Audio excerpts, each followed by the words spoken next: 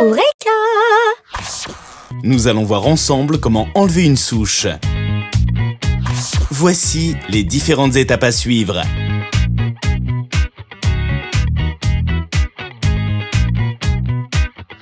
Et le matériel dont vous aurez besoin.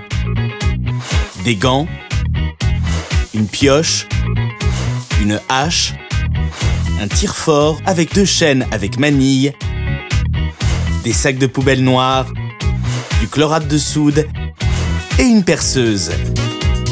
Première étape, préparer une souche.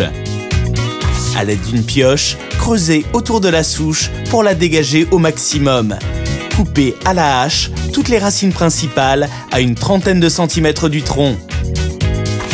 Deuxième étape, premier cas de figure, l'extraction mécanique. Avant d'extraire mécaniquement une souche, veillez à éloigner les enfants et à vous équiper de gants. Choisissez un point d'ancrage solide, le plus simple étant d'utiliser un autre arbre. Entourez l'arbre avec une chaîne, fermez-la avec une manille. Ceinturez la souche avec une autre chaîne en essayant de la placer le plus bas possible. Fermez-la aussi avec une manille.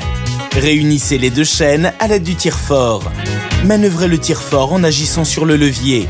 Les chaînes vont se tendre. La force de traction doit permettre de sortir la souche de terre. Si vous ne possédez pas d'arbre à proximité, il est possible d'utiliser une voiture. Deuxième cas de figure, enlevez la souche grâce à la décomposition chimique.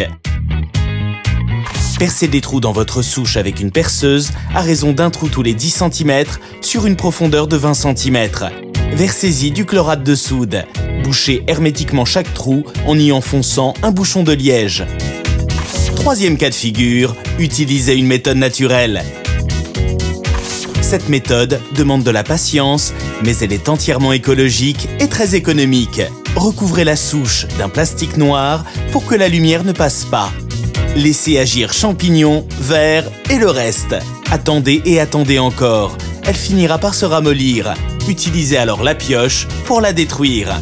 Vous pouvez aussi miser sur l'ail. Pour ce faire, percez des trous dans votre souche avec une perceuse à raison d'un trou tous les 10 cm sur une profondeur de 20 cm. Placez dans chaque trou plusieurs gousses d'ail. Refermez les trous avec de la terre, de préférence argileuse. L'ail va accélérer la putréfaction du bois. Laissez agir pendant 2 à 3 ans et le tour est joué. Et voilà, maintenant, c'est à vous de jouer.